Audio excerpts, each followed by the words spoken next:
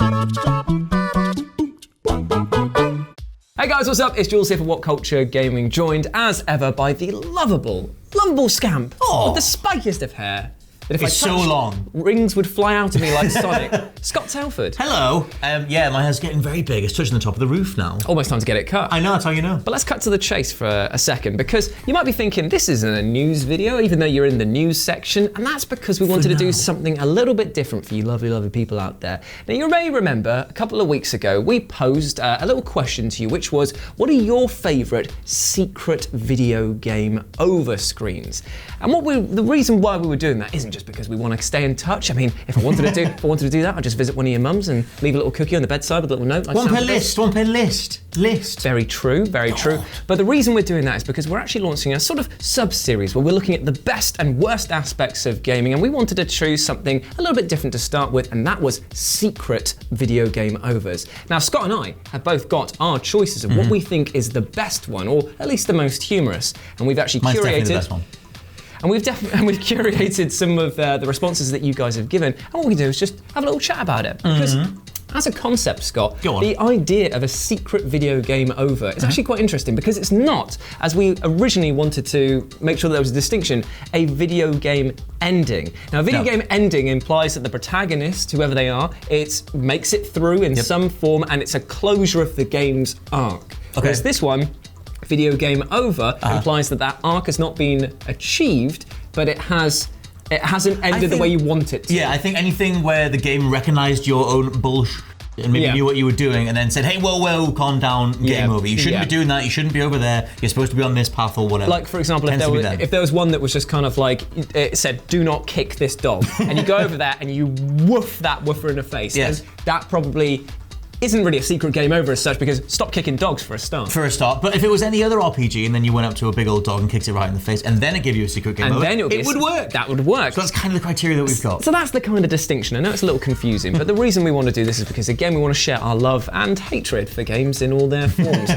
And now we were thinking to ourselves, what could be the first possible secret game over? And to be honest, it's got to be a text-based game. It's probably, I mean, I think you mentioned Zork. We reckon it would probably be Zork or something that came out around that time, because when you're doing text-based adventure games, you have to have multiple endings. Like, for example, if any of you guys have unfortunately played the Hitchhiker's Guide to the Galaxy game on the BBC site, that is honestly one of the most stressful gaming. What platform's that on? The BBC website? The BBC website. It's not the platform, but on the PC. It's on the PC. More stable than Google Stadia. Oh, true. But honestly, it's a very, very fun but stressful experience that has tons of ways for your character to die. Leisure Suit Larry was one where you could just type in and have like something happen, you get run over, that's a game over. You can make him kill himself as well, which we haven't got on this, but you know, that is one of them. All the King Quest games, the Space Quest games, it's like around that era of like text-based adventures, there was a myriad of secret game overs, but none of those have made your list, because we're going to turn right now to Scott's Well, corner. The first one came from Paul Philp, who said that when Doom crashes when you die by standing in poison.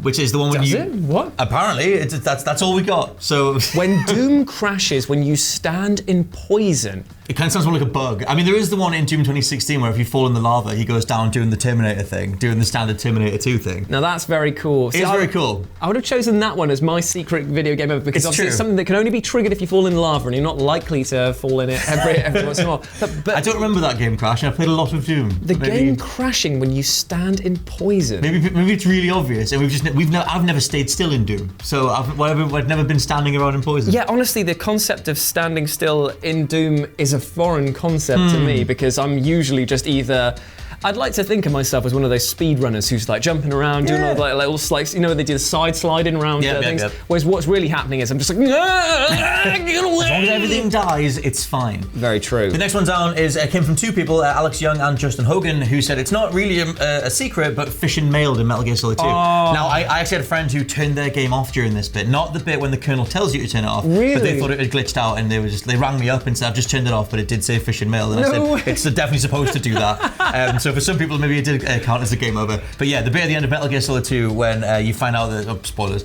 that Colonel Campbell and the people that have been part of your comms team are actually AI constructs, and the game itself starts to glitch out, breaks the fourth wall, says fish and mailed. From the Lale Lule, aren't they? No, the Lale Lule are the name of the Philosophers or the Patriots, which is an established faction that at that point in the game isn't playing an active role in Raiden's mission as part of the S3 plan. But the thing that you do need to know is that at the end of that game, as the AI infects itself, things turn into the old fish and mail. So for some people, it might have been a secret game over. See, now they've kind of brought it on themselves, though. It's not really the same thing. I love that as a concept because, again, it was Hideo Kojima just at his peak banter period. Like, when Did you see the new Death Stranding stuff? I mean, actually, technically, he's at his peak banter He's period living now. his peak banter moment, yeah. But I love the fact that in Metal Gear Solid, even back in the day with the Metal Gear Solid Metal Gear games, he even had like sort of like silly moments like that with the now infamous hatch an egg in an owl in your pocket and use it to tell a guard that it's nighttime, so he switches off some laser beams. If you don't know what I'm talking about, honestly, one of the most bizarre puzzles I've ever seen. I didn't even remember that. I remember there's a character. I always bring up the character called Shoot Gunner. I think that's the best name. Because he had Shoot Gunner, and then in Peace Walker there was Hot Coldman. Yeah. So you can't get better than that. I will just quickly say that what it was is that basically you need to get past this laser gate, and the laser gate is only turned off at night. For some reason, they want to save some electricity at night. Turned off at night? Yeah, turned off at night. You've got to remember that. It's turned off at night. Okay. So you find an egg in a little secret lab at some point, put it in your back pocket,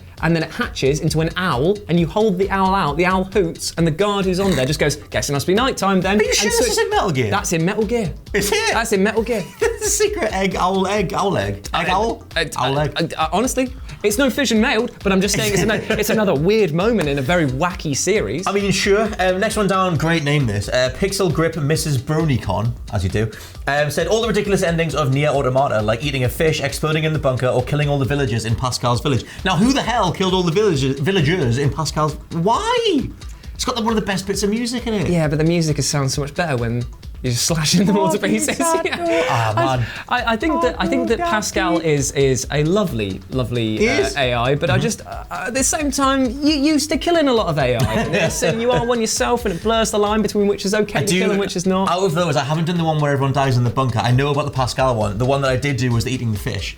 It just cuts to black, and you get the whole bit of text saying that, although they did die from the fish, the 2B had a lovely time. It was delicious. It was delicious, so, though. Of all the ways to go, it's not too bad. Someone called Blaze messaged South Park Fractured But Whole comes to mind. Okay. Said that if you skip the intro cutscene too many times, the game says screw you and skips the entire game to the end credits. Does it Which actually? I do like that a lot. That's a contender for one of the best ones. Oh, that's brilliant, because then that way that is technically a game over, because you're not actually experiencing any of the story, but it's just saying and the game is over. They haven't told you game over, but the game is definitely done. So that is very good. I don't know how many times you have to press it to get through that thing, but I like the idea that that the creators were just like, you know what, if you don't want to play it, whatever, here's the end credits. I think that it's one of those things where, like, I feel like there are games, the best examples of this are ones where game developers have had some fun with it. Yes. And it's just kind of like, oh, look, you've done something silly, but no. No.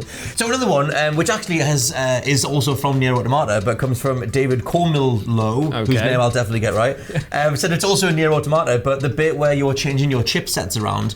And you can just rip out. You can just remove your core processor, and it just boots off, and it's just so like, so if you guys haven't played this Nier Automata, it's basically got like a storage system, and you can use it to upgrade your character. It's like a chipset, it's like filing or something. But you only have like a limited sort of like inventory space for it. And I was an idiot, and I too thought I was like, well, surely this is just a bit of a gimmick thing. And when you take it out, it's just like, I was like, oh dear. That's so great though, because it's like, the whole point, obviously 2D, you're playing as an android, and you can go into the core OS and remove things like HUD elements and enemy readouts and damage data, things that you don't quote unquote need. Yeah, technically you to don't make need some space. Yeah. But then you still have access to everything. So if you want to just unplug your core OS and kill yourself, you totally can, and the game will just black out and restart you again. Side note, have you ever accidentally deleted your C drive by accident? Or no? How do you accidentally delete a whole C drive? Well, I'm not saying I have, by the way. I'm just saying that there was a virus that, or a fair few viruses that went around in the days when, LimeWire and BearShare were going, and you wanted to get the freshest yellow card track. And you download it, and you've actually downloaded a virus, and it will say like, oh, to get rid of it, you've got to do this. And you think, oh, that's nice that the viruses come with instructions on how to install it. And then you just click the thing, you just see the whole thing just like getting deleted. I definitely had friends that happened to, but that happened to me. I always did the whole thing where I was going to defrag the whole C drive, and it takes like 4 days. Oh, and yeah. I convinced myself that it's not working, so I cancel it, and nothing ever gets done. Which is why all the Windows computers die even faster than they would, because they're a Windows PC. You fragged them right up, mate. I think I defragged it, but I'm not sure. That's the end of our little selections from the public. Okay, but we have our own ones as well. Yeah, so those are the ones that you've given us. Now let's try and sort of balance that, because we have some very good suggestions. I'm surprised that no one did the time paradox. Well, the thing we put the time paradox one out when we initially asked the Twitter question. Okay. Because that was going to be mine, but I thought that would set the ball rolling. I do feel like that is like potentially the quintessential one, being able to shoot Revolver Ocelot before he's actually allowed to grow up and die, which means that you create a whole time paradox. I think that is great, but go on. For me personally, it didn't have enough aliens, and it didn't have enough sex, and it didn't have enough psychic battles, which is who are you, BioWare? I'm just saying that my pick has to be Morinth from Mass Effect 2. Okay.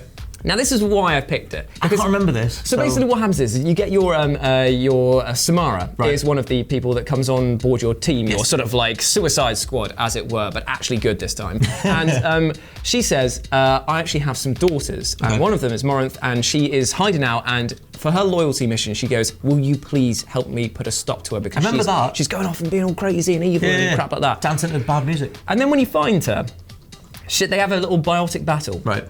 And then Morinth turns to you and says, like, I'm just as powerful as my mother. Right. If you side with me and we kill her, I'll join your team and I'll just pretend to be her, because I kind of look the same. People can't really tell the difference. That's literally her own words. Yeah. And she can imitate her as well, so actually, like, you don't know the difference. I remember all this now because I killed her. Yes. You didn't. I let Samara die. I was just like, oh, new person, this is interesting. And I was playing a renegade at this point, so I was kind of like, you're not the strongest, you're the weakest. And you kicked her out a window. And so what happens is, afterwards, she just goes like, oh, you know, I was going to seduce you before. Do you ever think that that's going to happen now? And like, you have a little chat with her, and it comes up again. Good. And she goes, I do have this problem though. Okay. I kind of kill anyone that I have sex with. And I'm like, at the plane, I'm like, me too, dude. but ain't their choice. It ain't their choice. And then like, she just goes, but I think that you're special. Okay. I think that you could do the do and still live to stew the stew. Good. And I thought, I'm a born player. Nothing's going to stop me now. I'm a white man in his 30s wearing a flat peak cap. I know. In the game as well. I know how to bore people. So I basically was just like, yeah, I'm going to take that. It went about as well as you can imagine, because you die. What cutscene do you get though? You get nothing other than the sense that it just goes like, it's like you get it all like flashing down. He gets like headachy sort of thing, like collapses and then just like dies. And you just sit there just going like, it's okay, Shepard will bounce back from this, and it just goes like, boom, boom, good. Game over. You're like, oh. Maybe I shouldn't just stick my dick in everything. The thing that this isn't a game over, but in that same avenue of not just sticking it in literally everything, is that bit with Jack in Mass Effect 2, where if you try and woo Jack straight away, she'll definitely sleep with you. Oh yeah. But then it all just goes sideways, and she's like, look, if all you're going to do is use and abuse me, then we ain't going to be anything going forward. I like that nice little life lesson. Very good. You get two sort of like opposed diametrics there. You get.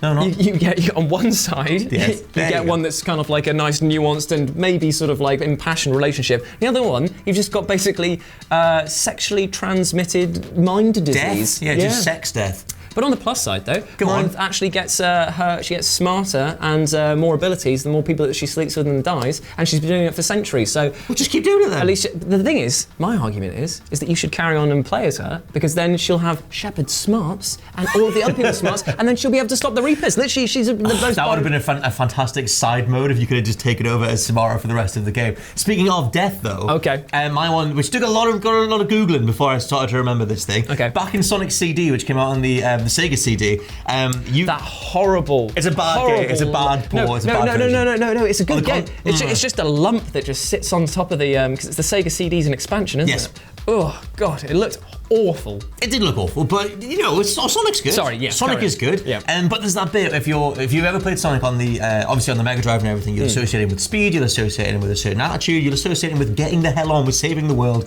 or whatever from Dr. Robotnik. In the Sega CD version, if you stand around, a lot of people know that bit when he taps his foot, and he sort of looks at you, he's like, come on, will you just play me or whatever. If you do that in the Sega CD version, he'll just stand there, and if you leave it for 3 minutes, he'll kill himself. Because he's done. He's done with you. You can't even be bothered. So yeah, he'll give it 3 minutes. What? Oh yeah, he kills himself. It pops up and says game over, and he says in the weirdest voice ever, which they've never stuck with, he just goes, I'm out of here. And then he just jumps down, bounces off the, well, he didn't bounce, but he goes off the bottom of the screen. He doesn't do that, he just jumps off the bottom. You assume that he just had a horrible death. It says game over, and it doesn't even restart you on the level, it resets the whole game back to the beginning. So if you ever at any point stop playing Sonic for 3 minutes in that game, you are done. You're back to the beginning. I can imagine that, just getting a call, just kind of like, yeah, what's that? Oh, that's awful. I've got to come down to the emergency ward now. Well, I've just got to finish Sonic CD because just give me a minute because I've got all the way through it. Like, yeah, it's definitely a hell of a time. I'm putting it out there that Sonic killing himself is the best secret game over because it's the thing that directly opposes the exact appeal of that character, of that game, of that franchise. If you somehow didn't play it so badly that he topped himself, then I'm putting it out there that it's the best one. It's good. Thank you. But is it shagging yourself to death? It's not sex death. That's the real question. But what is? But this is the thing. That's where the whole twist of this sort of mini-series that we're coming up with comes down to, which is you guys get to put down all of your comments down below about which sort of secret game overs that you would suggest would make it onto a list of sorts if we were to have to do this. But we want you to vote on the ones that you've heard today, which one you think is the best. And what we'll do is we'll announce the winner on the next episode. And we will also put down in the comments on a highlighted tab what is going to be the next episode's question for you to answer. As we continue on the quest of finding the best individual things of stuff. This is we haven't got a jingle yet. No, we do. Yeah, but this is our dance. We go, it's the best up, and then you go down for the worst. And it's the worst. It's like down the worst, down the best, down the worst. So there'll be a lot of that. And a lot more. Oh, it'll be annoying. Oh, don't get me. It'll get really annoying very quickly. But as always, I've been Jules. You can go follow me at RetroJ with a 0 over on Twitter. And I've been Scott. You can find me at /LP89 also on Twitter. Keep your peepers locked on our Twitters because we're putting out the question for next week's or next episode whenever it gets filmed, and also down below for the highlighted comment as well. We love you all from the bottom of our hearts. And by the way, just a little shout out. Get Well Gaming. There we go, Get Well Gamers over there. They do brilliant work donating consoles and video games to children on hospital wards. So yeah, nice charity for you to support as well. My little end message. Thank you very much, guys. We'll see you soon. Bye. Bye.